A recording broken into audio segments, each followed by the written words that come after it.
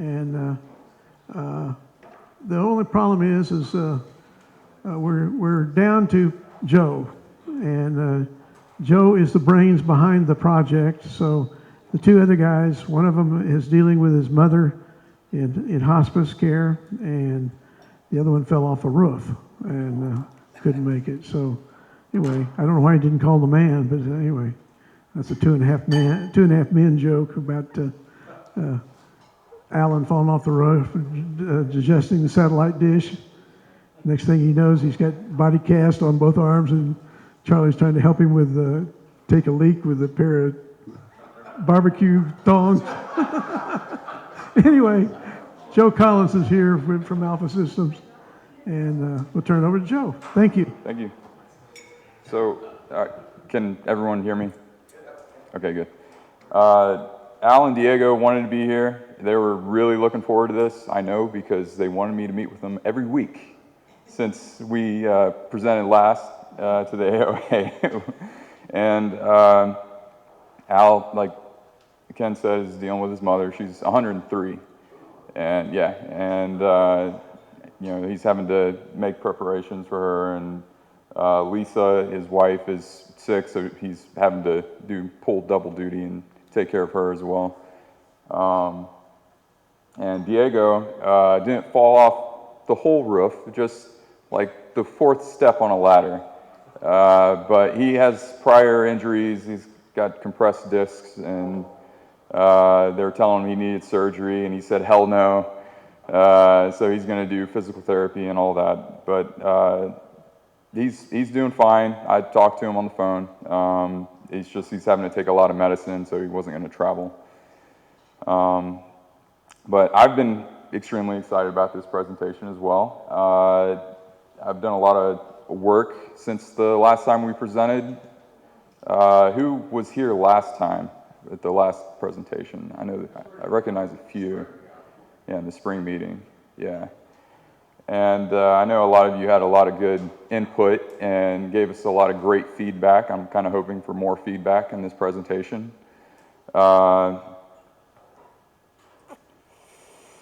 Let's see, Al, for people that don't know, he worked for worldwide law firms. He's just an amazing attorney.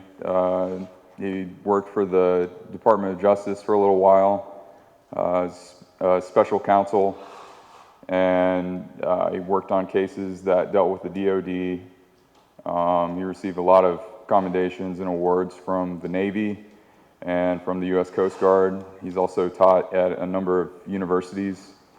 And currently he's working at a company, I think it's called L2 Studios out of Orlando.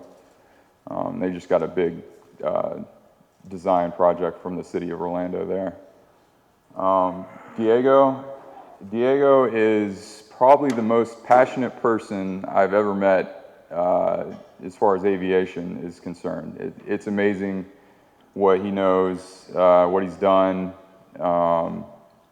He just doesn't stop. He's drugged up right now, but I'm sure he's at home. He's working on his videos and his courses. He has over 26,000 hours of flight time.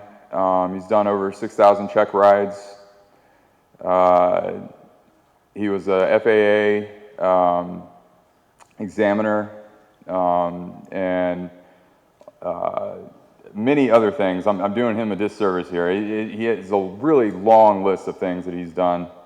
But his initial idea, I think how this kind of came along, is he had this device, and it was like a plastic thing that you would stick on your windscreen, and it helped you orient the aircraft so that you could perform a stabilized approach. Figure out where you need to look on the horizon to orient your aircraft, and then you just have to mess with the power settings, and you can just remain stabilized all the way into a touchdown. And Al saw that, and Al, being a pilot, also knows some of the things that can be changed or updated or improved upon to increase safety. Told Diego that they should try and make this into some kind of technology and update it from that plastic screen. And so he got in contact with me, and he was kind of giving me the idea, saying, we'd like some sort of system, if you can design it, that can help pilots orient themselves on approach from arrival and to perform a stabilized 30-degree or whatever the glide path is into landing. And so I was sitting in a study. I remember it well. I took my phone and I was like, this phone has an accelerometer. It has some of them have a barometer in it. Some of them have they all have GPS and all sorts of equipment that could go into this. I'm like taking my phone. I'm like flying it around like a plane in my room. Like I did when I was a kid. Have all these toys. And I was like, I think we can do this. And obviously, I had no clue. I was like, yeah, we can do this. And so I set about, figuring it out. And it was just a whole lot of problems, one after the other. Just keep working them out. And we came up with a pretty interesting system. I do want to frame this, though, because a lot of people, I know, Joel just showed some pretty awesome applications, and they're amazing. And we're not trying to compete with them. We're just trying to make it more tangible, the idea, and we're hoping to get in front of nav suite manufacturers and aircraft manufacturers. In my experience, the aircraft manufacturers, it might be a better bet for us, but the nav suite manufacturers have been interested too. We keep getting passed around like a hot potato, so I don't, they're like, talk to the aircraft manufacturers and then talk to the nav suite manufacturers. But so that's kind of framing what we have. It's a prototype to kind of show the idea. And we've patented it. We have 3 patents in the U.S. currently, patent in Canada. We've got patents pending internationally and in the U.S. This is our contact information and our website. If you want to write that down, if you want to get, if you want to meet with Al and Diego once they are able to. That would be a great way to contact us, and then we can set up, a Zoom conference or, a telephone conference if you guys want to learn more about it. From a contact at area 2601. Yes. Contact at, so that's an easy one to remember too. Yeah. At the website there is a contact button, and it'll bring up an email. But again, I'm not a pilot. I'm just happy to be along for the ride on this. It's been an absolute blast. It really has. There's been a lot of challenges, but we've met a lot of interesting people. Got a 15-minute meeting with one of the directors at Northrop Grumman, and he was kind of giving us the ideas of what they were looking for. At the time, they were looking for drones that can move product back and forth in between the ships, because it's extremely dangerous for the ships to be real close together when they're handing off equipment and supplies and everything. And so if they could have drones take the supplies back and forth, then it's a little bit less dangerous, because then they can separate the ships so that they don't bang into each other. But we gave him just a real short 15-minute meeting, and he basically told us that it's extremely difficult. It's one of the most extremely difficult things to do, to market a prototype solution for, I think he called it like an upstream integration. And so my response was, so you're telling me we got a chance, right? And but no, that was really interesting. We've had many other meetings, and I've met with a number of people. But so our vision is an approach system to reduce error, miscommunications, pilot workload, and as well as controller workload, and to expand access by giving the user the ability to create custom landing strips or points and design approaches to them. So the system allows the user to select an airport, select a runway, and select one of 6 different modifiable approaches. And they can be modified to meet controller or pilot needs or needs of the environment, as well as the glide path. And again, design the custom landing strips or points and provide them with modifiable approaches and adjustable guidance. So that's the end of the PowerPoint. Let's get to the demo. We're going to join that. All right, so this is the first screen that you're presented with. At the very bottom, let's see, where is it? Yeah, there we go. So down here is a bunch of function keys. You can search for your airport by the designator or the name or the city, or you can search by state and get all the airports in the state. Let's see, they are ordered by, actually, let's get the flight here. I have a recorded flight into Atlanta. Let's see, there we are. Okay, and so the list of airports are just ordered by distance from your current location. And they're also filtered for your minimums. So if you select a minimum runway length, minimum runway width, it'll take that into account and only list the ones that meet your minimum requirements for the runway. The airport function key there just takes you to the airport that you have currently selected for an approach. So if you are panning around on screen and you want to go back to the airport, select a different approach, it'll take you right there. The keypad is where all the approaches get modified, so you can modify the pattern altitude, the entry angle, base, and downwind. And at the very top there is alpha defaults. And right now what we have is the Alpha 1, which is a 1 nautical mile approach, and 1.5, and 2 nautical mile approaches. Oh. Let's make sure I get that connected here. Okay.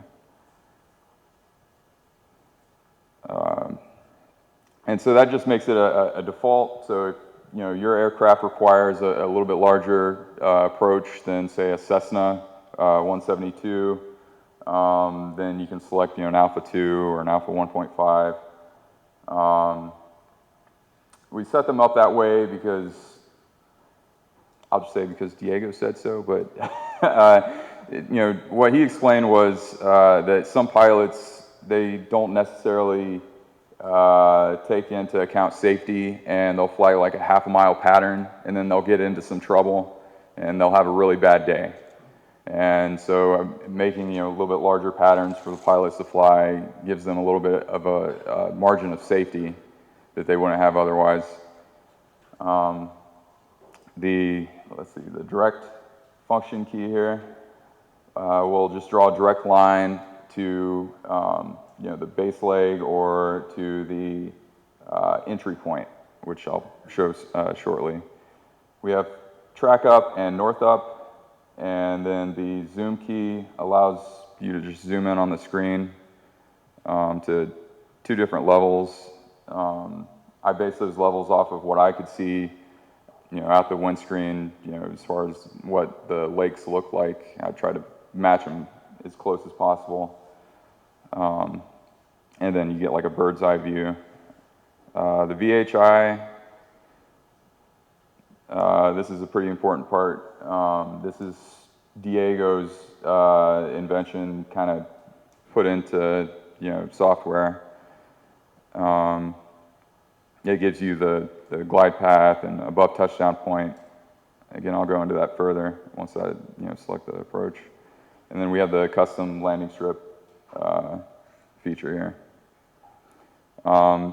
Just above that, I just want to make sure and let you guys, this play bar here is just so that I can move the recorded flight forward and back. That's not usually there when you're just using the system. The red triangle here is an emergency approach feature. It's a little bit of a naive solution. It just allows you to select the nearest approach that meets your minimum runway length and width requirements. And then the confirmation box to allow you to confirm your approach selections. So we'll go ahead and select Atlanta Hartsfield. Show you the airport view. We already have an approach loaded. This is the Alpha Last Approach feature. It will bring up the last approach that you have confirmed. And so there's a lot of airports where you'll probably fly the same approach. And so this is just a quality of life enhancement. And, but it allows you to select a runway and you get 6 different approach options.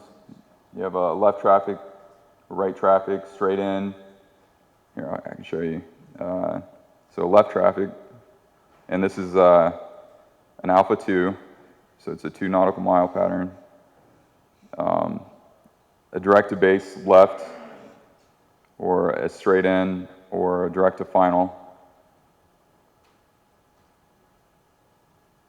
And if you're going to be flying to runway 26 right, most likely you'll select either a right traffic pattern or a direct to base right, or direct to final or straight in on this side. So for this flight, the pilot selected an Alpha 5 left traffic pattern for Atlanta, runway 8 left, 9,000 feet long, 150 foot wide. If there is a traffic, radio frequency, it'll give it there. This is a non-standard, and we differentiate the non-standard and standard based off of the ideal box. And so, an Alpha 2 approach pattern is at 2,000 feet AGL above your touchdown point, and you have a 2 mile base and a 2 mile downwind. And so that just puts you in the box to perform a 3-degree approach to a landing. But if you have, say you increase your pattern altitude, you're going to have to lose some more altitude than you would otherwise be able to perform a 3-degree. So the user selects confirm. It gives you your pattern altitude on the map at the entry point right here, and your final intercept altitude. All right, let's see if I can't find that. There it is. All right, so the direct function key will draw a line directly to the entry gate, which is right there at the, here, I'll actually use this guy. This is a little arrow star. And so we put that, the entry gate there 2 miles from the downwind. And the information bar, let's see, at the bottom below this play bar, down here, this information bar just gives you kind of a readout for your location as well as your selection. So you have an Alpha 5, you're on a left arrival for runway 8 left, you're 1.2 nautical miles out downwind at 10,000 feet, 236 knots, gives you your track along the ground as well as the dial to the downwind. Okay, let's do north up here. All right, so as we enter the downwind and we get to the descent gate, which is abeam the touchdown point, the pilot has the option to extend their downwind. And they can do this manually, or they can do it automatically by flying past the base leg. And it will extend to give you a certain amount of time based off of your velocity to allow you to choose when to turn base. And so if the pilot selects the keypad here, it's a context-aware keypad. It looks a little bit different than it did before. It knows that you're on the downwind. It gives you the option to extend it. So here we can extend it 7 miles from the pilot's current location.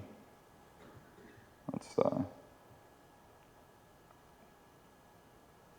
right, now once the pilot reaches 45 degrees from the touchdown point, the VHI will activate, and I'll make that a little bit bigger. And it starts giving you feedback on your lateral separation from the center line as well as your glide path. And so at the top left of the VHI is the above touchdown point indicator. That's from 1,000 feet. So once you reach 1,000 feet, it will start to come down. Just to the right of that is your recommended rate of descent, and that's based off of your glide path. Just below that is the main part of the VHI. The plus symbol here is your aircraft.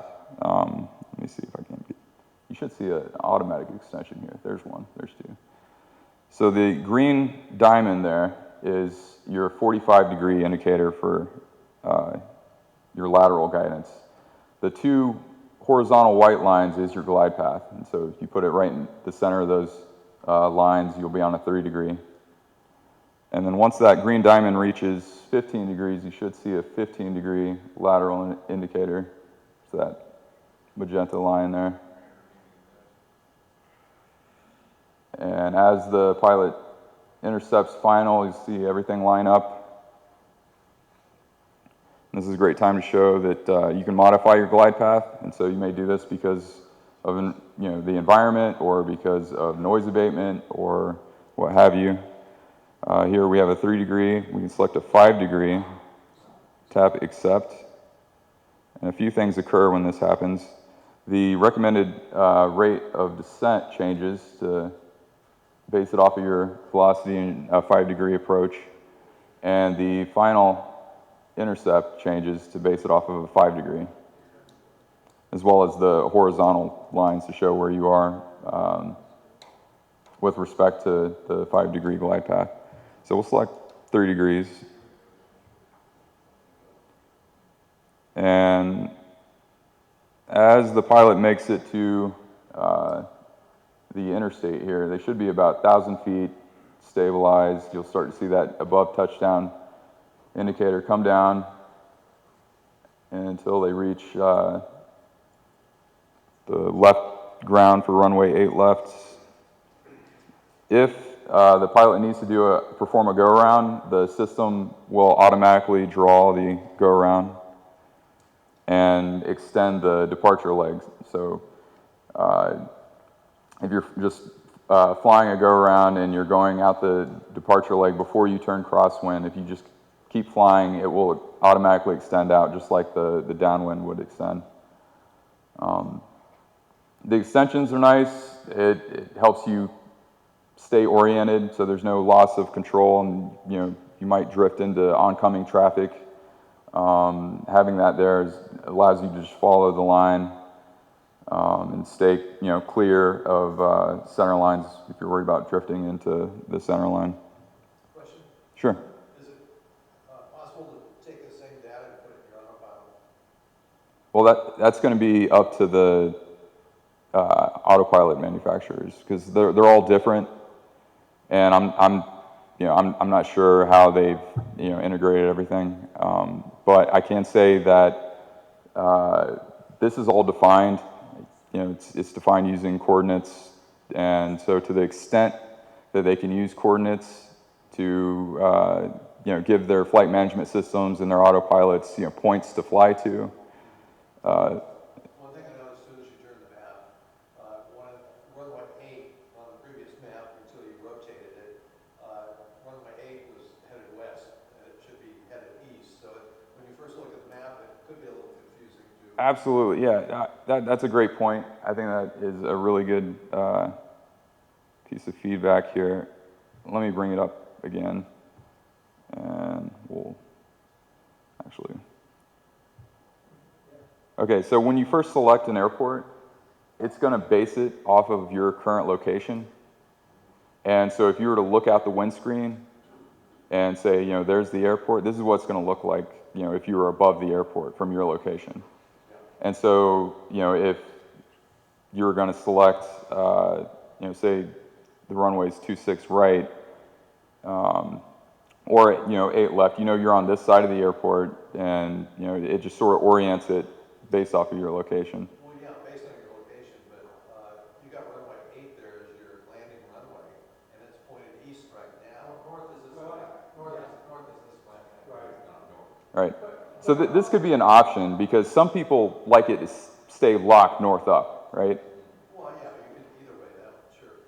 Yeah, I think you know some people like the for example the track up feature here. Here we go.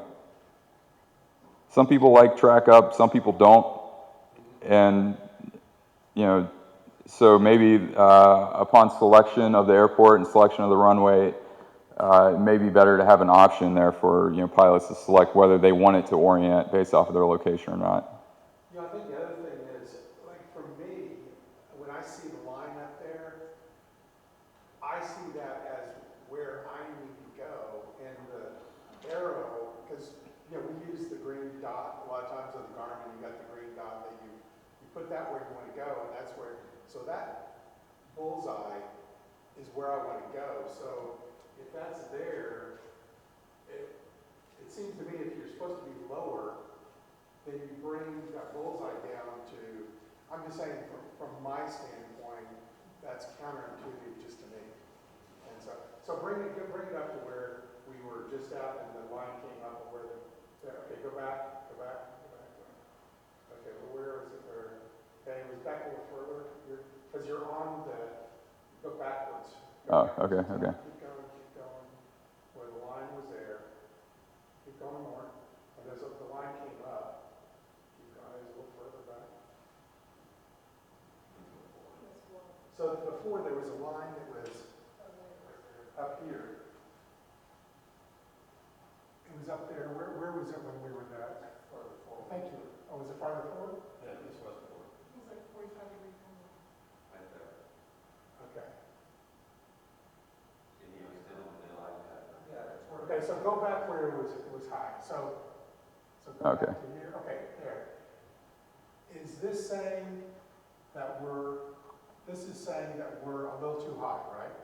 No. All right. So the plus symbol is your aircraft. The 2 horizontal lines is the glide path. Okay, so we're below So you're below. Yes. okay. Airplane's level, and then line path. Okay, because when we were back over there, it seemed like the line was way high. That's when he extended the downwind and recreated another line path. And one thing on sectional charts, you know, the airports are shown with a circle, and they actually show you the direction of that runway. It's rough, but you can see that it's headed east or north or whatever, so that when you get to the airport, you've got some indication of where the runway is pointed. I think that's helpful, that's all. Okay. No, that's a good point.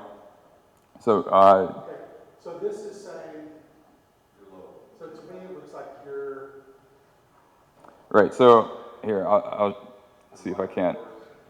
We'll put it on final, and then so you're lined up for a 3 degree here. If this is a 3 degree deflection, so 3 degrees up, 3 degrees down. So if you select a 5 degree, if you're currently at a 3 degree, and you select a 5 degree, you're going to be beneath the 5 degree. So then those lines move up to show where the selection is. lined up. Go back to here. Okay, hold on. Let me.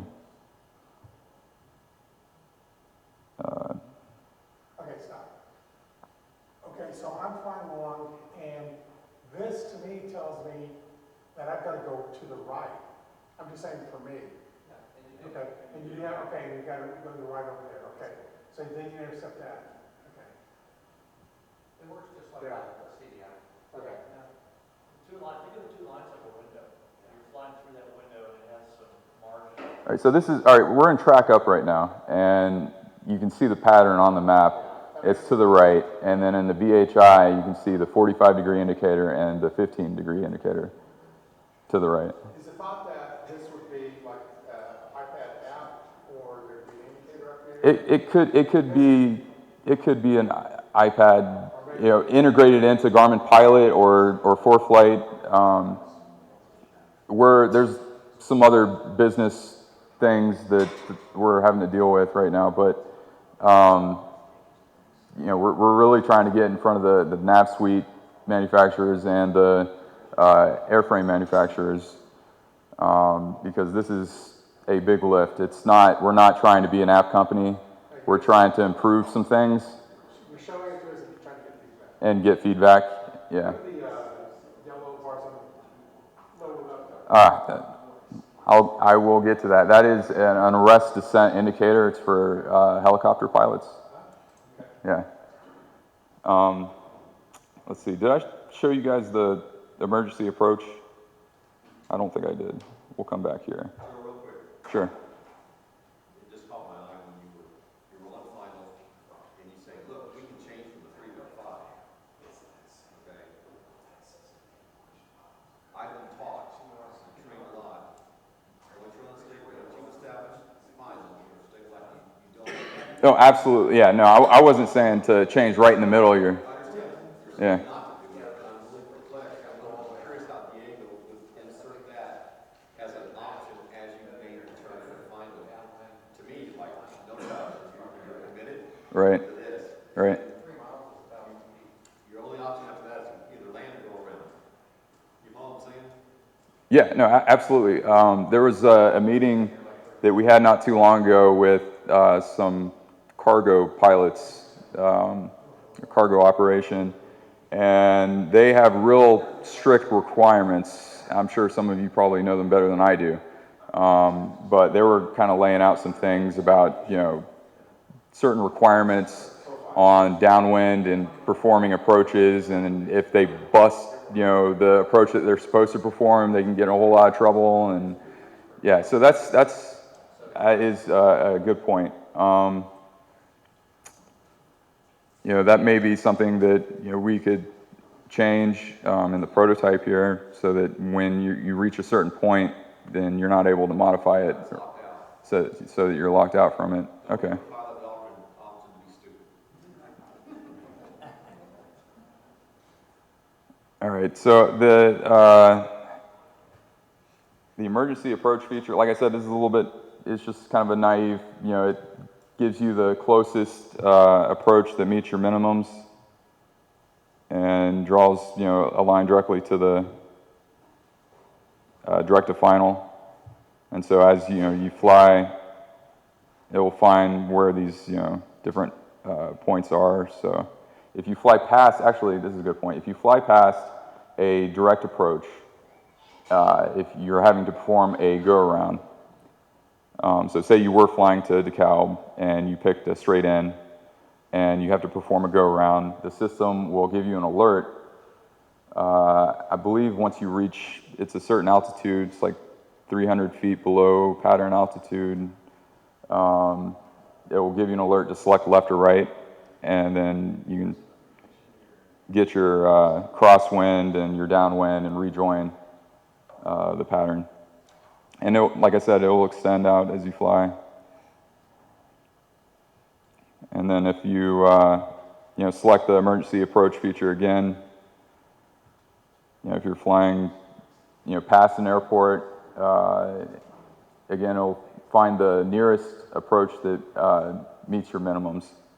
And you as a pilot, you know, you still have to make the decision on whether or not that is going to, you know, be the best approach for you in that situation, or you may, you know, choose a different one. So I think the next, just make sure I'm not missing anything here.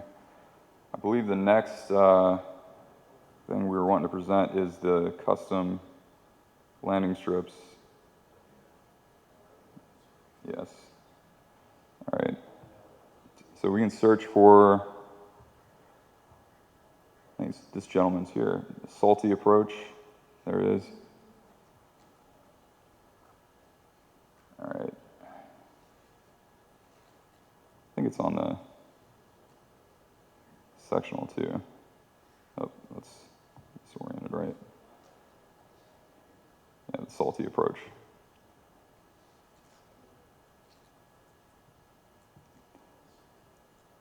All right, so the system allows the user to select 2 points on the ground. So we'll just select site over here. And we'll select right there. And let's get rid of that. It gives you the designators, and you can choose true north, or if you want to mess with the declination, you can use -10 or +10. If you want to have multiple landing strips, you can select center, left, right. I'll just show you. So -10, center, or if you do left, just to define that a little bit more, just choose true north. It gives you the coordinates of each end of the runway there, and the runway length, 1,667 feet, and the elevation in meters down here. And you can adjust the elevation if that's not correct. It just gives you the option to calibrate it. So if everything's okay, the user taps accept. It gives you the runway ends and the extended, it's a 5 nautical mile center line, extended center line, and allows the user to select a runway. So runway 10 gives you the 6 different approach options. You select a left, or maybe a direct to base left. And if that's the approach that you want to perform, you can tap to confirm. Again, it gives you the pattern altitude and the final intercept altitude. So pattern altitude, final intercept altitude. And you can, again, use the VHI for that approach.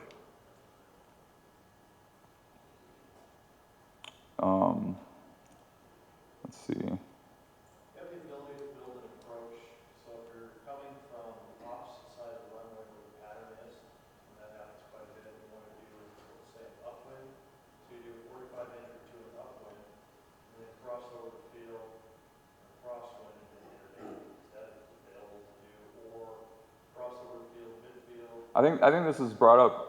Were you here at the last person? Okay. I think that was brought up then too. I think there was a discussion about the teardrop, and whether or not that was safe or not. I've talked to Diego about this a little bit after that presentation, and I haven't integrated it yet into the prototype, but we kind of came up with sort of like what you're saying. You find a point on the upwind, cross midfield, and then you perform your what is it called, course correction to the entry gate for, like, say, for a left pattern. Say here we go runway 10, or actually we'll just show a left pattern. All right, so for a left pattern here, if you come from this side of the airport over here, then there's going to be a point that is, perpendicular to the midpoint of the runway that we direct the aircraft to. Then they cross midfield at, what is it, 500 feet above pattern altitude. Cross midfield, and you come out further. You would come out further this way, and then perform, 2 90-degree turns, and course correction back to the entry gate. Yeah, the other one I was talking about is actually simpler, and it's basically the same thing, except that, let's say that this side is the upwind. So you can get 45-degree upwind, fly that upwind, you turn left, fly the crosswind, cross over the center line,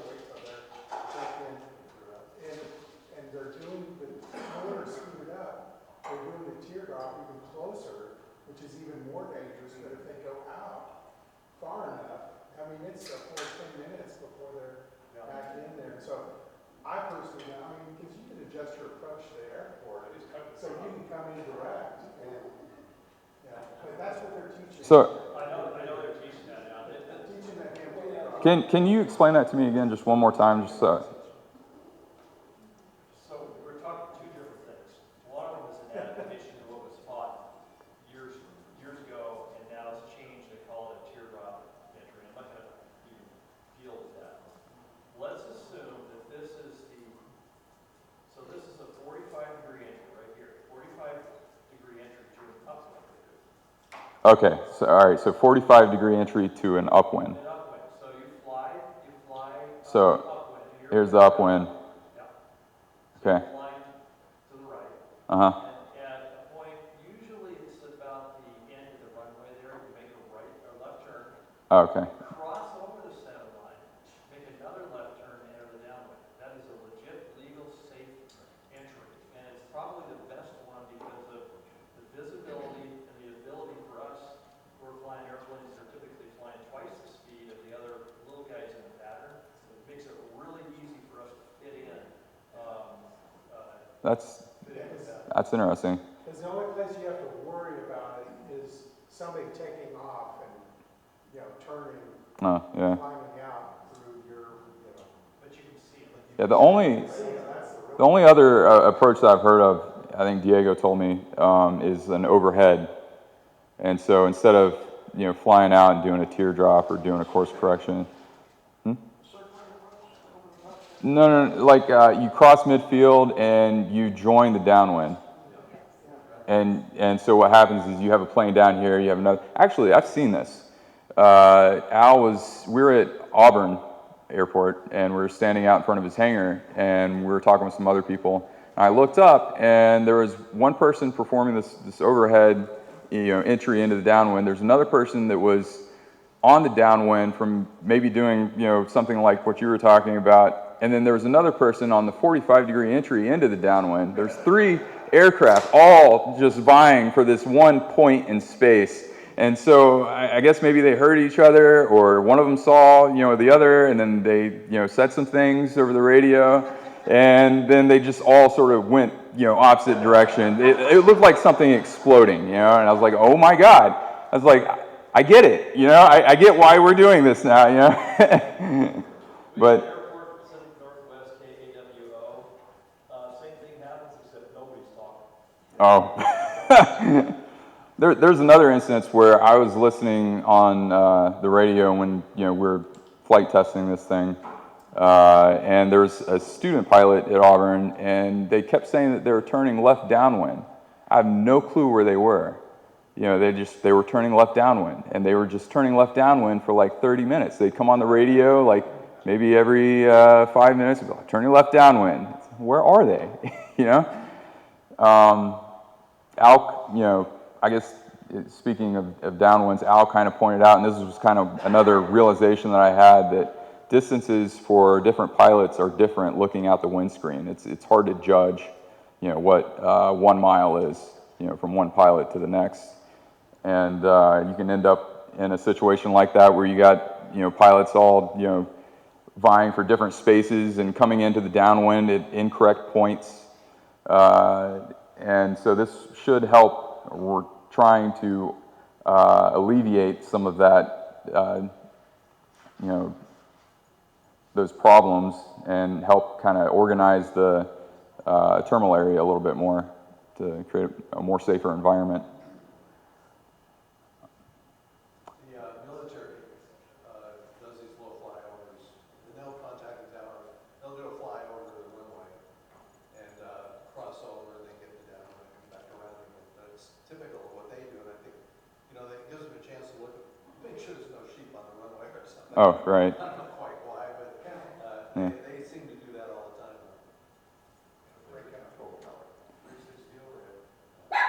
All right, let's see. We have just a few more things here. Let's see. Check up. All right, so for helicopter pilots, we offer, let's see if I can't find a better sports arena or field or something.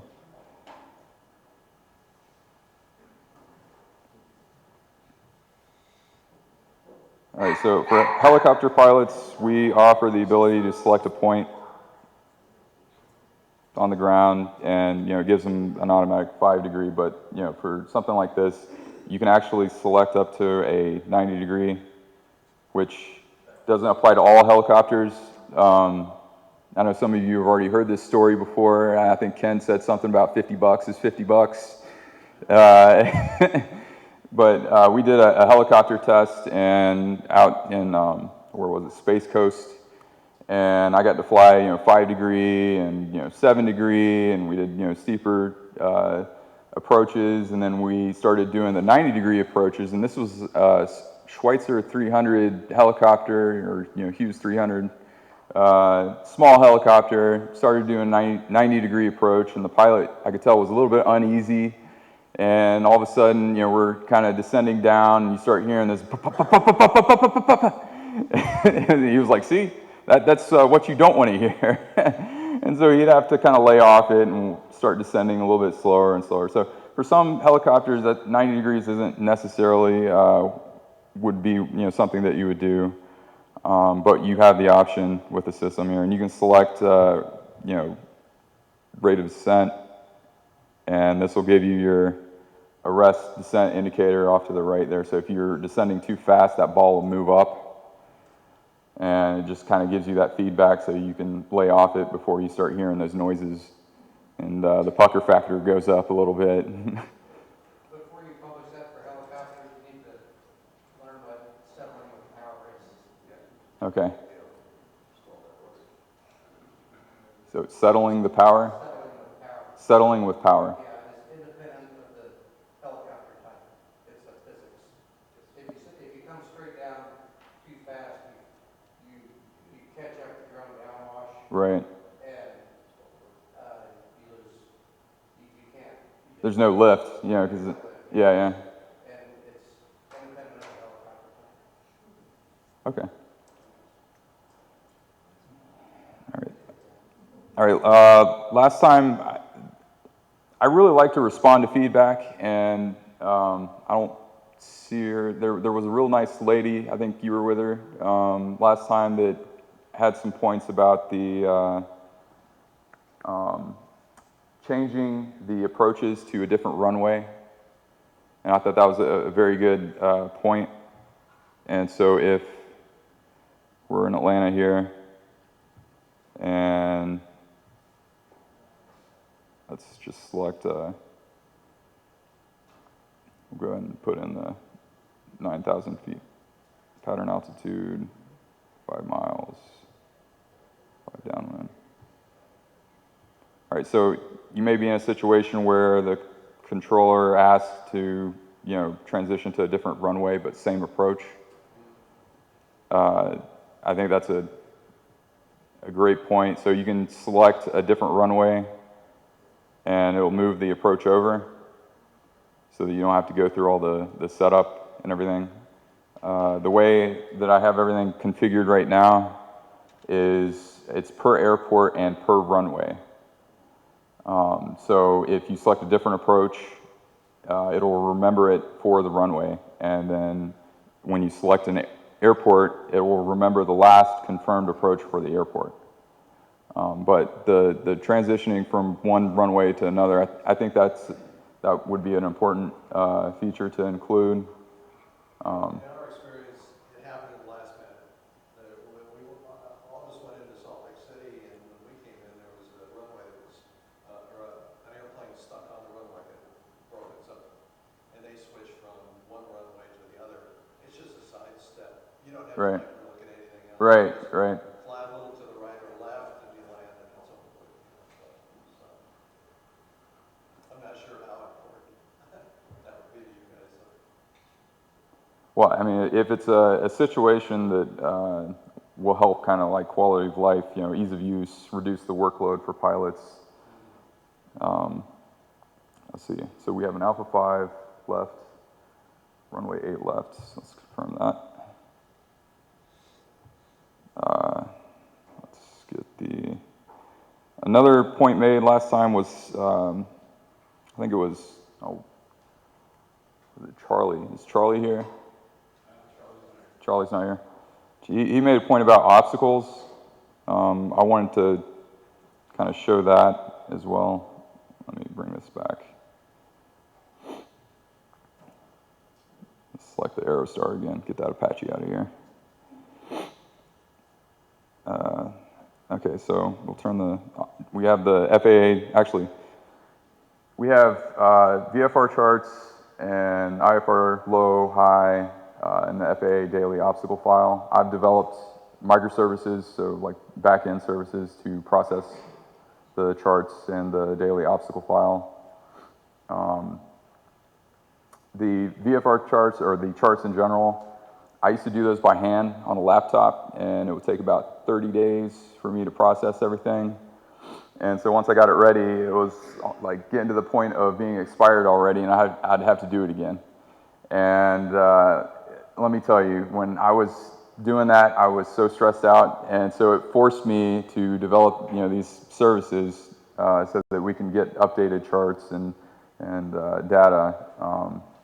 But that was an experience. I got to learn all about geospatial software and how to use the QGIS software to get the charts, on screen and process them in a way that the iPad can, use it. And it was the same. Actually, it was the same for the obstacle file. I had to get it into a database, and then I had to figure out how to display it on screen. There's over 591,000 obstacles in this in the FAA daily obstacle file. And so, querying those obstacles on an iPad was somewhat difficult. It's based off of your current altitude and pattern altitude, so whatever is the minimum. And so it's not really showing any obstacles on the screen yet, because they're at, 8,000 feet. The pattern altitude was 10,000 feet. Let's speed this up. Oh, let's make sure.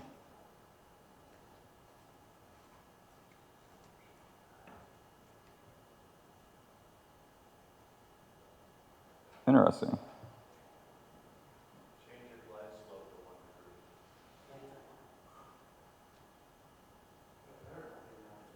Oh, that was another thing those cargo pilots didn't like. And it's like you got to show red if you select a 1 degree.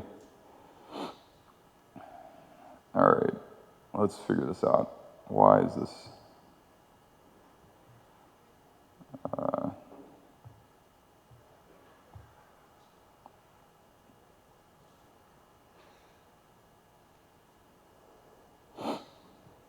right, so we'll zoom in to Atlanta, select an far left, approach, turn the obstacles on, select like a 7-foot.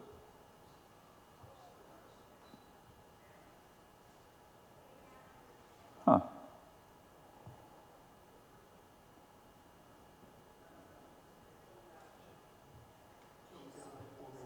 Okay, thank you.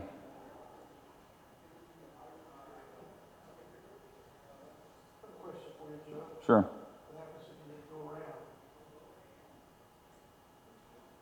Let's see.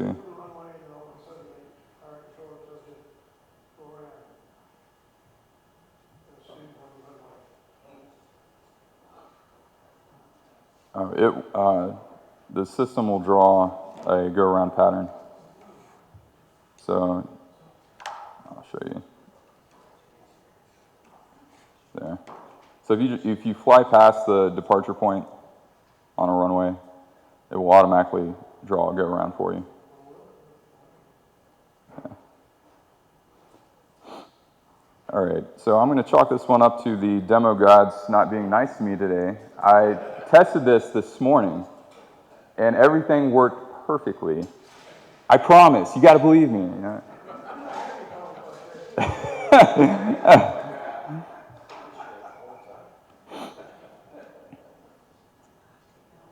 All right. Joe, can I distract you for, I noticed that when the aircraft gets to, when it extends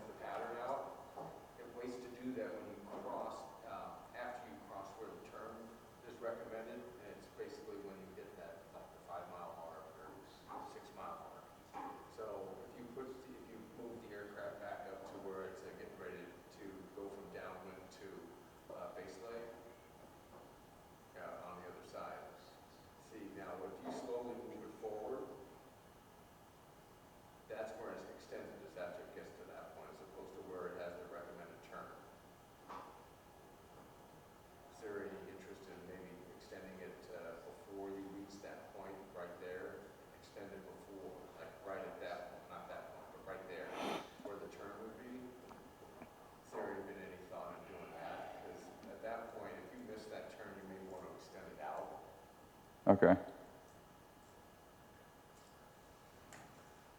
If you extend it right there, it'll keep more out. Well, I mean, There is a certain point that you gotta, determine whether to extend it or not. If you reach the same point every time, it'll. Yeah, we try to make sure that they have made that decision to keep going before we extend things. All right, well, so, that's it. Thank you so much for my presentation. If I can get the obstacle stuff, I'll be waving my hands, and saying, come over here, look at this, if I can get it working in the next few minutes. But